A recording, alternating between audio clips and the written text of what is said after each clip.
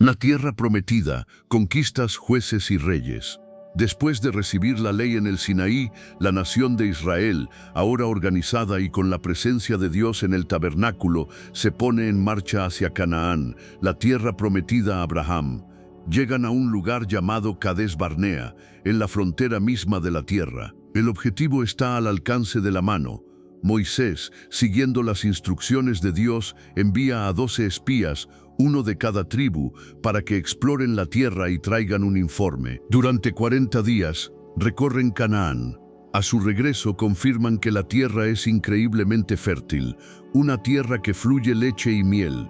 Como prueba, traen un racimo de uvas tan grande que se necesitan 2 hombres para transportarlo. Pero 10 de los espías continúan su informe con palabras de miedo y derrota. Sin embargo, dicen, el pueblo que habita aquella tierra es fuerte, y las ciudades muy grandes y fortificadas, y también vimos allí a los hijos de Anac, gigantes. Su conclusión es devastadora. No podremos subir contra aquel pueblo, porque es más fuerte que nosotros. Éramos nosotros, a nuestro parecer, como langostas, y así les parecíamos a ellos. El miedo es contagioso. El informe de los 10 espías siembra el pánico en todo el campamento. El pueblo llora, se lamenta y se rebela contra Moisés y Aarón. Ojalá hubiéramos muerto en Egipto, gritan. Nombremos un capitán y volvamos a Egipto. Es un rechazo total a Dios y a su promesa. Solo 2 de los espías, Josué y Caleb, intentan calmar a la multitud. Rasgan sus vestiduras y le suplican, la tierra por donde pasamos para reconocerla es tierra en gran manera buena. Si el Señor se agradare de nosotros, Él nos llevará a esta tierra. Por tanto, no seáis rebeldes contra el Señor, ni temáis al pueblo de esta tierra. Con nosotros está el Señor, no los temáis. Pero el pueblo, en su histeria, intenta apedrearlos. En ese momento, la gloria de Dios aparece. El juicio es severo. Dios declara que toda esa generación de adultos, todos los mayores de 20 años que murmuraron contra Él, no entrarán en la tierra prometida, morirán en el desierto. Sus hijos, a quienes temían que serían presa del enemigo, sí entrarán. Y como los espías estuvieron 40 días en la tierra, el pueblo vagará por el desierto durante 40 años, 1 año por cada día. Solo Josué y Caleb, por su fe, tienen garantizada la entrada. Así comienza un largo y penoso peregrinaje. Durante 4 décadas, Israel vaga por el desierto. La generación incrédula muere y una nueva generación crece, aprendiendo las lecciones de la dependencia de Dios. Al final de los 40 años, se encuentran de nuevo a las puertas de Canaán, en las llanuras de Moab. Moisés, ya anciano, sabe que él tampoco entrará en la tierra por un acto de desobediencia. Desde el monte Nebo, Dios le permite ver la tierra prometida en toda su extensión. Moisés da sus últimos discursos al pueblo, que se recogen en el libro de Deuteronomio. Les recuerda la ley, les insta a la obediencia y les advierte contra la idolatría. Nombra a Josué como su sucesor. Luego sube al monte y muere, y Dios mismo lo sepulta. El liderazgo pasa a Josué. Dios le da una promesa y un mandato. Como estuve con Moisés, estaré contigo, no te dejaré ni te desampararé.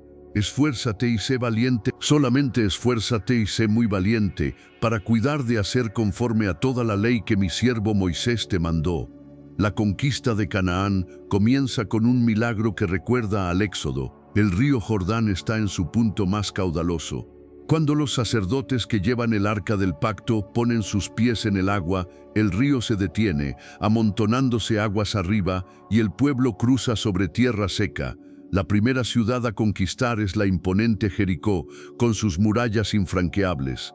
Pero la estrategia de Dios no es militar. Durante 6 días, el ejército de Israel, precedido por los sacerdotes con el arca y tocando trompetas, marcha en silencio alrededor de la ciudad una vez al día. Al 7º día, marchan 7 veces. Y a la 7ª vuelta, al sonido de las trompetas, Josué ordena al pueblo que grite, y las murallas de Jericó se derrumban. La ciudad es tomada, un testimonio de que la victoria no depende de la fuerza humana, sino de la obediencia a Dios. La conquista continúa, con victorias y algunas derrotas causadas por la desobediencia. Después de varios años de campaña, la mayor parte de la tierra está bajo control israelita. Josué divide la tierra y la asigna por sorteo a las 12 tribus. Antes de morir, Josué reúne al pueblo y los desafía a renovar su pacto con Dios. Escoged hoy a quién sirváis, pero yo y mi casa serviremos al Señor. Tras la muerte de Josué y de su generación, surge un problema grave. Una nueva generación se levanta que no conocía al Señor, ni la obra que Él había hecho por Israel. El pueblo no completa la conquista, permitiendo que algunos cananeos permanezcan en la tierra. Pronto comienzan a adorar a los dioses locales, como Baal y Asera. Este patrón de desobediencia da inicio a un ciclo oscuro y repetitivo, el periodo de los jueces. El ciclo funciona así: Rompopaupaupeco. El Famad donando a Dios por los ídolos. Dios, en su ira, los entrega en manos de sus enemigos, filisteos, moabitas, etc., quienes los oprimen. El pueblo, en su angustia, clama a Dios pidiendo ayuda. Dios, en su misericordia, levanta un juez, un líder carismático militar, para liberarlos. El juez libera al pueblo, y hay un periodo de paz. Cuando el juez muere, el pueblo vuelve a pecar, a menudo peor que antes, y el ciclo comienza de nuevo. Este periodo está marcado por el caos y la anarquía. La frase que lo resume todo es: en aquellos días no había rey en Israel, cada uno hacía lo que bien le parecía. Vemos figuras como Débora, la profetisa y única mujer juez; Gedeón, el líder temeroso que derrota a un ejército masivo con solo 300 hombres; y Sansón, el hombre de fuerza increíble pero con una debilidad moral fatal que finalmente lo lleva a la ruina. Después de varios siglos de este ciclo, el pueblo se cansa, miran a las naciones vecinas y desean ser como ellas. Se presentan ante el anciano profeta Samuel y le piden: danos un rey que nos gobierne, como tienen todas las naciones. Samuel se entristece y Dios le explica que el pueblo no lo está rechazando a él, Samuel, sino a Dios mismo como su rey. A pesar de la advertencia de Samuel sobre los peligros de la monarquía, impuestos, reclutamiento, servidumbre, el pueblo insiste. Dios cede a su petición. El primer rey de Israel es Saúl, un hombre alto y apuesto de la tribu de Benjamín. Comienza bien con algunas victorias militares, pero su reinado se deteriora rápidamente debido a su impaciencia, su desobediencia a las órdenes directas de Dios y su creciente paranoia y celos. En 2 ocasiones desobedece a Dios, y Samuel le anuncia que su reino no perdurará. Dios ha desechado a Saúl y ha buscado un hombre conforme a su corazón. Ese hombre es David, un joven pastor de Belén, el menor de 8 hermanos. Mientras Saúl todavía reina, Samuel es enviado a ungir en secreto a David como el próximo rey. La unción no le da el trono de inmediato, pero el Espíritu de Dios viene sobre él. David entra en la corte de Saúl como músico para calmar los tormentos del rey. La fama de David se dispara cuando se enfrenta al campeón filisteo, el gigante Goliat. Mientras todo el ejército de Israel tiembla de miedo, David, armado solo con una honda, unas piedras y una fe inquebrantable en el Dios de Israel, derriba al gigante. Su victoria lo convierte en un héroe nacional. El éxito de David enciende los celos asesinos de Saúl. David se ve obligado a huir y vivir como un fugitivo durante años, escondiéndose en cuevas y desiertos, perseguido por el rey. Durante este tiempo, David demuestra un carácter notable. En 2 ocasiones tiene la oportunidad de matar a Saúl, pero se niega a levantar la mano contra el ungido del Señor. Aprende a confiar en Dios en medio de la adversidad. Finalmente, Saúl y su hijo Jonatán, el mejor amigo de David, mueren en batalla contra los filisteos. Tras un periodo de guerra civil, todas las tribus de Israel reconocen a David como su rey. El reinado de David es la edad de oro de Israel. Conquista Jerusalén y la convierte en su capital política y religiosa, llevando allí el Arca del Pacto. Unifica a las 12 tribus y expande el reino a sus fronteras más amplias. David desea construir un templo permanente para Dios, pero Dios le dice que no será él, un hombre de guerra, quien lo construya, sino su hijo. Sin embargo, Dios establece un pacto con David, una de las promesas más importantes del Antiguo Testamento. Le promete que su casa, su reino y su trono serán establecidos para siempre. Un descendiente de David siempre reinará. Esta es la promesa del Mesías, el Rey eterno. A pesar de ser un hombre conforme al corazón de Dios, David no es perfecto. Cae en un pecado terrible. Comete adulterio con Betsabé, la esposa de uno de sus soldados más leales, Urías. Para ocultar su pecado, organiza la muerte de Urías en el campo de batalla. Es un acto de abuso de poder, lujuria y asesinato. El profeta Natán lo confronta valientemente con una parábola. David, al darse cuenta de su pecado, se arrepiente profundamente. Dios lo perdona, pero las consecuencias de su pecado plagarán a su familia por el resto de su vida: conflicto, rebelión y muerte. David envejece, y la cuestión de su sucesión provoca más intrigas. Finalmente, su hijo Salomón, hijo de Betsabé, es coronado rey. David muere después de un reinado de 40 años. Salomón comienza su reinado pidiendo a Dios no riquezas ni poder, sino sabiduría para gobernar. Dios se complace tanto con su petición que le da no solo una sabiduría sin igual, sino también riquezas y honor. El mayor logro de Salomón es la construcción del templo en Jerusalén, un edificio magnífico, cubierto de oro, que cumple el sueño de su padre. En la dedicación del templo, la gloria de Dios llena el lugar, al igual que lo hizo en el tabernáculo. El reino de Salomón es un tiempo de paz, prosperidad y fama internacional. Sin embargo, a medida que Salomón envejece, su corazón se desvía. Para forjar alianzas políticas, se casa con cientos de mujeres extranjeras, princesas de otras naciones. Estas esposas traen consigo a sus dioses, y Salomón, para complacerlas, construye altares a ídolos paganos en Jerusalén, la ciudad del único Dios verdadero. Su sabiduría no lo protege de la necedad de la idolatría. Como consecuencia de su desobediencia, Dios le anuncia que el reino será arrancado de su hijo, aunque por amor a David no se dividirá por completo. La edad de oro está a punto de terminar, y el reino unificado se dirige hacia la fractura y un largo y doloroso declive. En esto diamin Paco Mabai, el reino dividido, los profetas y el anhelo de un Mesías. La desobediencia de Salomón sembró las semillas de la discordia, y tras su muerte, el reino se cosecha en una amarga división. Su hijo Roboam asciende al trono. Las tribus del norte se acercan a él con una petición razonable: aligerar la carga de impuestos y trabajos forzados que Salomón había impuesto. Roboam, ignorando el consejo de los ancianos y escuchando a sus jóvenes amigos, responde con arrogancia: mi padre os castigó con látigos, mas yo os castigaré con escorpiones. Esta respuesta prepotente es la gota que colma el vaso. 10 de las tribus del norte se rebelan y se separan, nombrando a su propio rey, Jeroboam. Solo las tribus de Judá y Benjamín permanecen leales a la casa de David. El glorioso reino unificado se ha fracturado en dos. El reino del norte, llamado Israel o a veces Efraín, con su capital en Samaria, y el reino del sur, llamado Judá, con su capital en Jerusalén.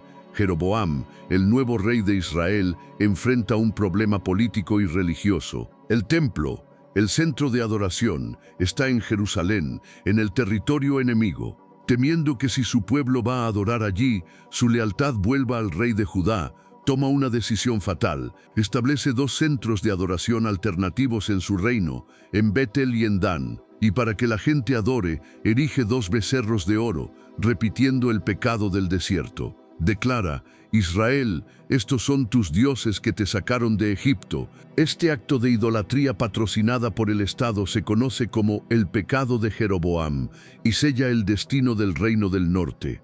Ninguno de sus 19 reyes posteriores se apartará de este camino. La historia de ambos reinos a partir de este punto es un triste relato de declive espiritual y político, marcado por la idolatría, la injusticia social y la intriga palaciega. El reino del norte, Israel, es particularmente inestable, con una sucesión de dinastías que llegan al poder a través de golpes de Estado y asesinatos. Es en este oscuro periodo que Dios levanta una nueva clase de mensajeros, los profetas. Estos no son adivinos, son portavoces de Dios, hombres y mujeres valientes que confrontan a reyes y al pueblo con la palabra de Dios. Su mensaje tiene un doble filo. Por un lado, un mensaje de juicio, denunciando el pecado y advirtiendo de las consecuencias inminentes si no se arrepienten. Denuncian la idolatría, que es como un adulterio espiritual, y la injusticia social, el maltrato a los pobres, las viudas y los huérfanos. Por otro lado, también llevan un mensaje de esperanza, hablando de un futuro de restauración y de la venida de un rey mesiánico. En el reino del norte, la figura profética más destacada es Elías.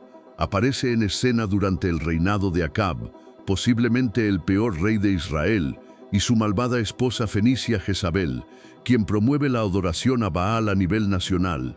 Elías desafía a Acab y a los 450 profetas de Baal a una confrontación dramática en el Monte Carmelo. Ambos construirán un altar y pedirán a su Dios que envíe fuego del cielo.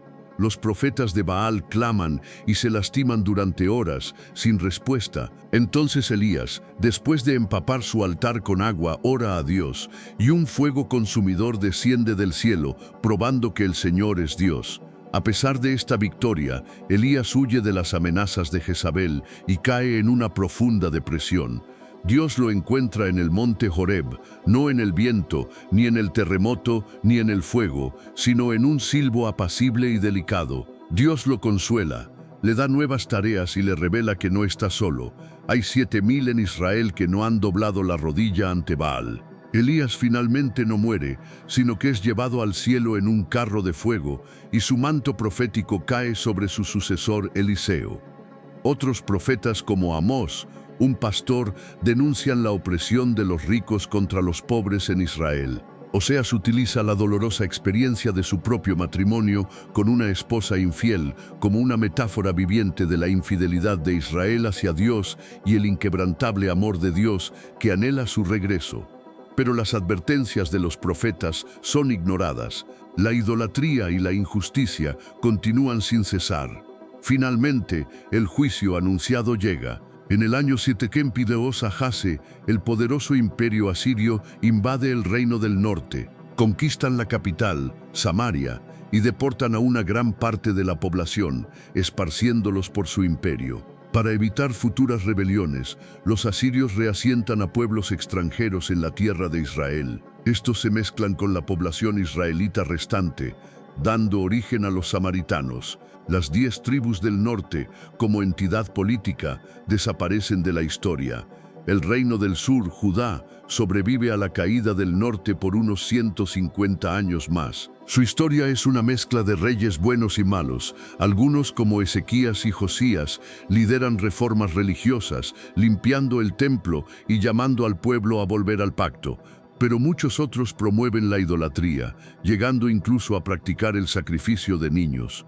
Durante este tiempo, grandes profetas hablan en Judá. Isaías, cuya predicación abarca los reinados de varios reyes, habla tanto del juicio inminente como de una esperanza gloriosa. Profetiza sobre un siervo sufriente que cargará con los pecados del pueblo. Anuncia el nacimiento de un niño llamado Emanuel, Dios con nosotros, que será un descendiente de David y cuyo reino no tendrá fin. Jeremías, conocido como el profeta llorón, tiene la difícil tarea de anunciar la destrucción inminente de Jerusalén y el templo. Su mensaje es de rendición a los babilonios, lo que le gana el odio y la persecución de los líderes. Vive para ver cumplidas sus propias profecías, lamentando la caída de la ciudad que amaba. A pesar de las advertencias, la decadencia de Judá es imparable. El nuevo poder dominante en la región es el imperio babilónico, liderado por el rey Nabucodonosor. En una serie de invasiones, los babilonios asedian Jerusalén. Finalmente, en el año 50 y 86 AC, la ciudad cae. El magnífico templo de Salomón es saqueado y quemado hasta los cimientos. Los muros de la ciudad son derribados. La élite de la población, los líderes, los artesanos, los escribas, son llevados cautivos a Babilonia. Es el punto más bajo en la historia del pueblo de Dios. Están exiliados de su tierra, Su ciudad santa está en ruinas, su templo ha sido destruido y la monarquía davídica ha sido derrocada. Parece que todas las promesas de Dios han fracasado, pero incluso en el exilio, la voz profética no se apaga. Ezequiel, un sacerdote exiliado en Babilonia, tiene visiones de la gloria de Dios abandonando el templo debido al pecado del pueblo, pero también tiene visiones de una futura restauración, un valle de huesos secos que vuelven a la vida, simbolizando el renacimiento de Israel. Profetiza sobre un nuevo corazón y un nuevo espíritu que Dios pondrá en su pueblo. Daniel, otro exiliado, sirve en la corte de los reyes de Babilonia y Persia. Su vida de integridad y fe en medio de un entorno pagano es un testimonio poderoso. A través de sus visiones, Dios revela su soberanía sobre los imperios humanos y habla de un futuro hijo de hombre a quien se le dará un dominio, gloria y reino eternos. Después de 70 años de exilio, tal como lo había profetizado Jeremías, ocurre un cambio geopolítico. El imperio babilónico es conquistado por los persas. Su rey, Ciro el Grande, emite un decreto sorprendente en el año 50 y 39 a.C. Permite que los judíos regresen a su tierra y reconstruyan su templo, incluso financiando parte del proyecto. El regreso se produce en varias oleadas.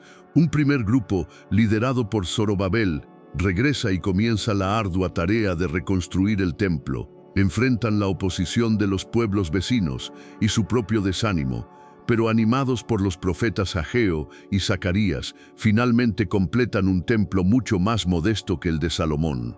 Años más tarde, Esdras, un escriba y sacerdote, lidera otro grupo de regreso. Se horroriza al descubrir que el pueblo se ha mezclado con las naciones paganas, comprometiendo su identidad. Lidera un movimiento de arrepentimiento y renovación del pacto, enseñando la ley de Dios al pueblo. Finalmente, Nehemías, un copero del rey persa, se entera de que los muros de Jerusalén siguen en ruinas. Con el permiso del rey, viaja a Jerusalén y en una hazaña de liderazgo y perseverancia, organiza al pueblo para reconstruir los muros en tan solo 52 días, a pesar de la intensa oposición.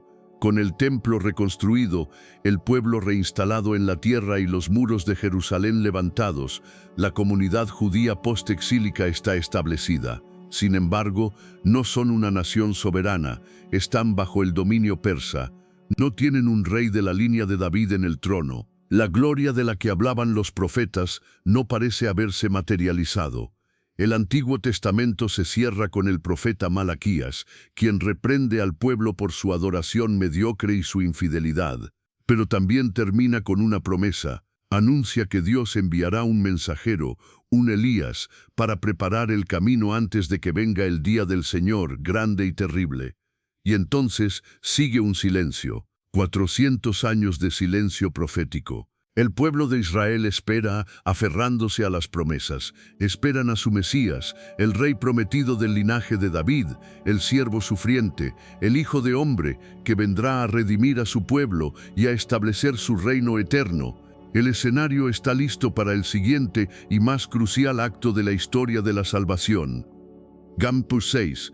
El silencio roto, la llegada del Salvador. Durante 400 años, el cielo pareció guardar silencio. Los imperios subieron y cayeron, persas, griegos y finalmente romanos. La tierra de Israel, ahora llamada Judea, era una provincia inquieta bajo la bota de hierro de Roma. El templo reconstruido seguía en pie, ahora magníficamente remodelado por el rey Herodes el Grande, un tirano cliente de Roma. Las facciones religiosas, los fariseos, celosos de la ley, los saduceos, la élite sacerdotal, los esenios, monásticos del desierto, los celotes, revolucionarios, discutían y esperaban. La expectación mesiánica era un hervidero. ¿Cuándo vendría el libertador prometido? ¿Sería un guerrero que expulsaría a los romanos? ¿Un sacerdote que purificaría el templo?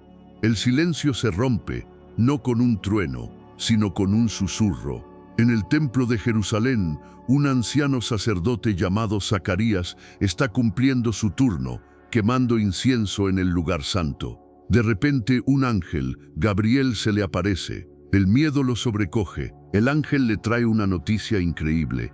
su esposa Elizabeth, anciana y estéril, concebirá un hijo. No será un hijo cualquiera. Se llamará Juan y será el precursor, el mensajero profetizado por Malaquías, el Elías que preparará el camino del Señor. Zacarías, abrumado por la duda, pide una señal. La señal es el silencio, queda mudo hasta que nazca el niño. 6 meses después, el mismo ángel Gabriel es enviado a un pueblo insignificante en la despreciada región de Galilea, un lugar llamado Nazaret. Se le aparece a una joven virgen llamada María, comprometida con un carpintero llamado José, ambos de la casa y el linaje de David. El saludo del ángel es asombroso. Salve, muy favorecida, el Señor es contigo. María está confundida. Gabriel le explica el plan divino. Concebirás en tu vientre, y darás a luz un hijo, y llamarás su nombre Jesús. Este será grande, y será llamado Hijo del Altísimo, y el Señor Dios le dará el trono de David su padre. Y reinará sobre la casa de Jacob para siempre, y su reino no tendrá fin. María, con una fe sencilla y profunda que contrasta con la duda de Zacarías, pregunta cómo puede ser esto, ya que es virgen. Gabriel le explica que será una obra sobrenatural del Espíritu Santo. El Espíritu Santo vendrá sobre ti, y el poder del Altísimo te cubrirá con su sombra, por lo cual también el santo ser que nacerá será llamado Hijo de Dios. Como confirmación, le cuenta el milagro de su parienta Elizabeth. La respuesta de María es un modelo de sumisión y fe. He aquí la sierva del Señor, hágase conmigo conforme a tu palabra. María viaja a visitar a Elizabeth. En el momento en que Elizabeth oye el saludo de María, el bebé en su vientre, el futuro Juan el Bautista, salta de gozo. Elizabeth, llena del Espíritu Santo, bendice a María y a su hijo. María responde con un hermoso cántico de alabanza, el Magnificat, celebrando la misericordia de Dios y cómo Él exalta a los humildes y derriba a los soberbios. Mientras tanto, José, su prometido, descubre que María está embarazada. Siendo un hombre justo y no queriendo exponerla a la vergüenza pública, el castigo por adulterio podía ser la lapidación, decide romper el compromiso en secreto. Pero un ángel se le aparece en sueños y le revela la verdad. José, hijo de David, no temas recibir a María tu mujer, porque lo que en ella es engendrado del Espíritu Santo es, y dará a luz un hijo, y llamarás su nombre Jesús, porque él salvará a su pueblo de sus pecados. El ángel le recuerda la profecía de Isaías sobre la virgen que concebiría y daría a luz a Emmanuel, Dios con nosotros. José, al despertar, obedece.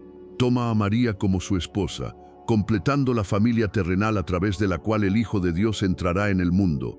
Poco después, un decreto del emperador romano, César Augusto, obliga a todos a registrarse en su ciudad de origen para un censo. José, siendo del linaje de David, debe viajar desde Nazaret hasta Belén, la ciudad de David.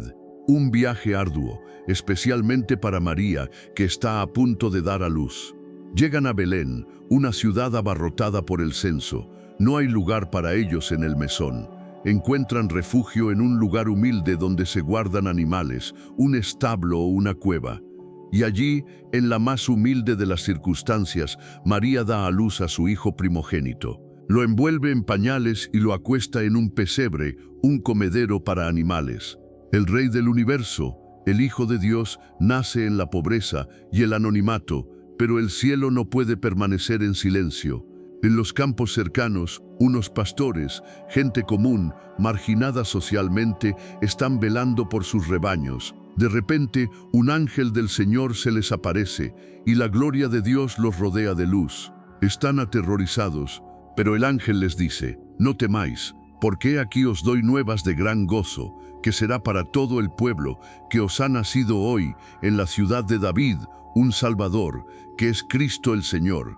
Les da una señal, encontrarán al bebé envuelto en pañales, acostado en un pesebre, y de repente una multitud de las huestes celestiales se une al ángel, alabando a Dios, gloria a Dios en las alturas, y en la tierra paz, buena voluntad para con los hombres. Los pastores asombrados van a Belén y encuentran todo tal como el ángel les dijo.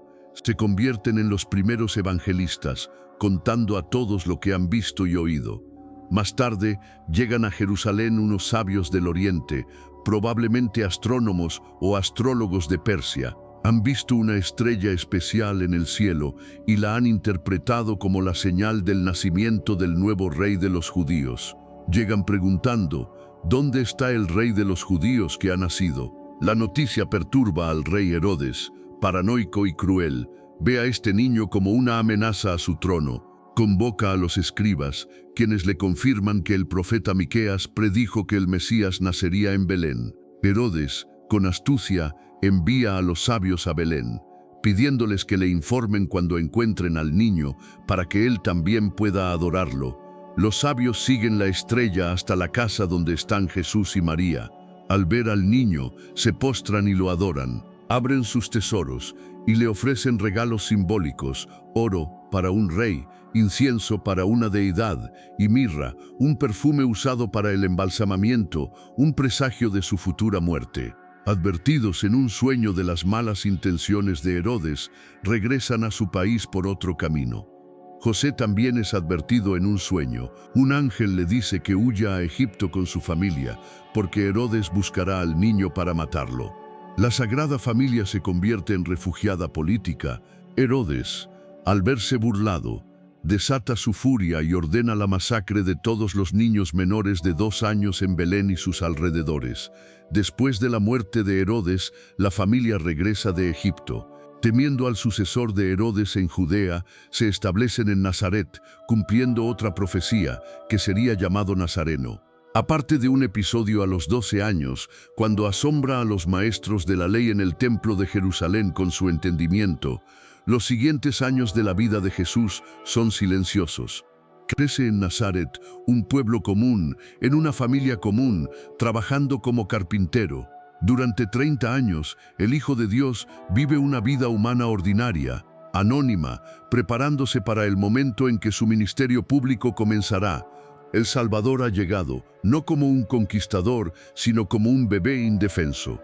Ha entrado en la historia humana desde abajo, en la humildad y la oscuridad, esperando el momento señalado para revelar quién es realmente.